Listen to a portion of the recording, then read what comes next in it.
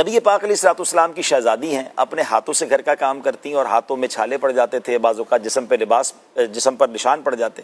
تو مولا علی شیر خدا نے بی بی فاطمہ رضی اللہ تعالیٰ عنہ سے کہا کہ اے فاطمہ، نبی پاک کے پاس کچھ غلام اور کنیزیں آئے ہیں، اب وہاں جا کر ان کے پاس کوئی غلام ساتھ لے آئے تاکہ گھر کے کوئی کام کر لے، کوئی کنیز آ جائے.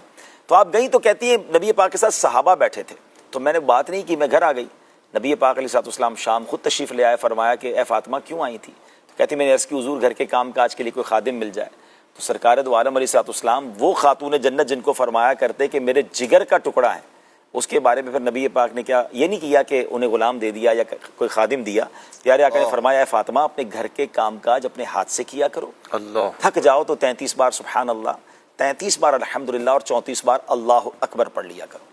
یہاں پہلے تسبیح فاطمہ کی خوبصورت بات بتا دوں، علماء فرماتے ہیں اگر کوئی تھک جائے، آج بھی کوئی ایسا بندہ ہے جو کام کاج سے تھک جاتا ہے، روزے میں تھک جاتا ہے، تسبیح فاطمہ پڑھ لیں، انشاءاللہ آپ کی تھکن جو وہ ریلیز ہو جائے گی. سبحان اللہ. مگر یہاں اسلامی بہنوں سے خاص طور پر گزارش ہے کہ جو گھر کے کام کاج نہیں کرتی. اور یہاں ایک اور پرابلم کیا ہو گیا اشفاق بھائی، طلاق کا ریشیو بڑھتا جا رہا ہے، اور اس کی ایک وجہ یہ بھی ہے کہ ہم نے اپنی بچیوں کو اب گھر کے کام کاج سکھانا ہی چھوڑ دیا. اب ماسیاں گھر میں ہیں، کام کرنے والیاں ہیں، تو بندہ کہتا ہے کیا ضرورت ہے میری بچی کو کام کرنے کی. لیکن جس سسرال میں اس نے جانا ہے، اگر اس کو کھانا پکانا ہی نہیں آتا، گھرستی ہی نہیں آتی، اس کو کپڑوں کے بارے میں کچھ نہیں پتا، طے کیسے کرے کچھ بھی نہیں آ رہا ہوتا، اتنا کوڑا اپنی بچی کو رکھتے ہیں کہ بعد میں نیکسٹ لائف میں اس کو مشکل ہو جاتی ہے. یہاں ماں باپ کو بھی چاہیے کہ بے شک اللہ نے آپ کو نوازا ہے، آپ کے گھر میں ملازمین کیوں نہ ہوں، آپ بچی کو گھر کے کام کاج ضرور سکھائیں، کیونکہ جو بھی خاتون گھر کے کام کاج اپنے ہاتھ سے کرتی ہے وہ دوسرے گھر کی آنکھوں کا تارا بن جاتی ہے. ہمیں اللہ کرے یہ بات سمجھ آئے. تو اب بی بی فاطمہ رضی اللہ تعالیٰ عنہ کو نبی پاک خادم کیا جنتی خادم دے سکتے تھے، آپ تو جنتی خزانوں کے مالک ہیں نا، مگر آپ نے اپنی بچی کی تربیت اس طرح فرمائی. تو یہاں ماں باپ کے لیے بھی ایک درس ہے کہ وہ بچیوں کی تربیت کیسے کریں، اور یہاں ان بچیوں کے لیے بھی درس ہے. عید کے دن قریب آ رہے ہیں، تو جو بیچارے ایسے لوگ ہیں جو مڈل کلاس ہیں یا غریب لوگ ہیں، ان کے گھروں میں فرمائشی لسٹ شروع ہو گئی ہے کہ ہمیں عید کے دنوں میں یہ بھی چاہیے، یہ والے کپڑے بھی چاہیے، تو یہ بھی چیزیں چاہیے. اب وہ کہتے ہیں ہمارا کھانا مشکل سے پورا ہو رہا ہے، مگر گھر کی طرف سے کچھ بھی ہو جائے ہمیں چاہیے.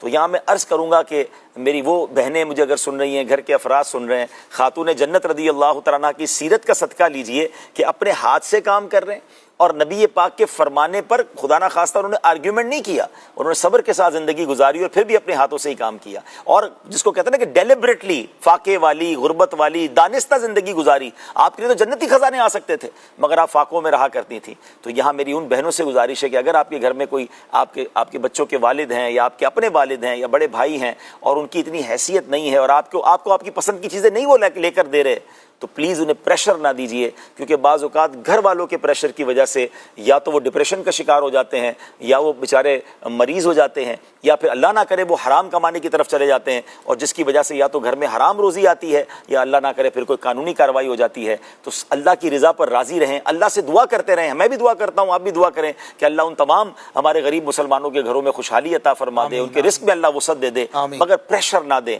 تھوڑا سا وقت اگر مشکل ہے تو اللہ کی رضا پہ راضی رہیں، انشاءاللہ جلد اچھے دن آ جائیں گے.